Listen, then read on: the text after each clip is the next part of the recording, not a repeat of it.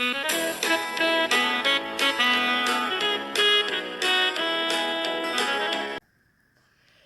অফিসের বড় বাবু লোকটি বড় শান্ত, তার যে অমন মাথার ব্যামো কেউ কখনো জানতো।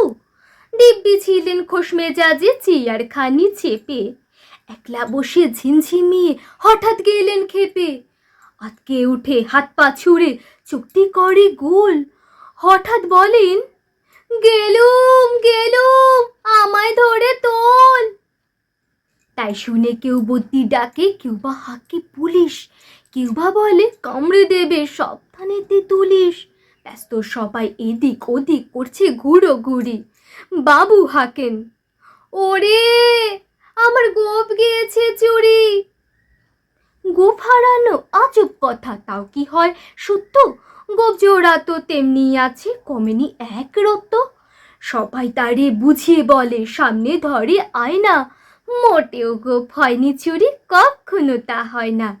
রেগে আগুন তেলে বেগুন তেড়ে বলেন তিনি, কারো কথা ধারিনে সব বেটাকে চিনি। নোংরা ছাঁটা খ্যাংরা ঝাঁটা বিচ্ছুরি আর ময়লা, এমন গোপ তো রাখতো জানি শ্যামবাবুদের গয়লা। এ গোপ যদি আমার বলিস, করবো তোদের জবাই। এই না বলে জরিমানা করলেন তিনি সভায়। ভীষণ রেগে বিষম খেয়ে দিলেন লিখে খাতায়, কাউকে বেশি লাই দিতে নেই, সবাই চড়ে মাথায়। অফিসের এই বাঁদরগুলোর মাথায় খালি গোবর, গোপচুরা যে কোথায় গেল কেউ রাখে না খবর। ইচ্ছে করে এই বেটাদের গোপ ধরে খুব নাচি, মুখ্যগুলোর মুন্ডু ধরে কোদাল দিয়ে চাচি। গোপকে বলে তোমার আমার, গোপ কি কারো কেনা? গোফের আমি গোফের তুমি, তাই দিয়ে যায় চেনা।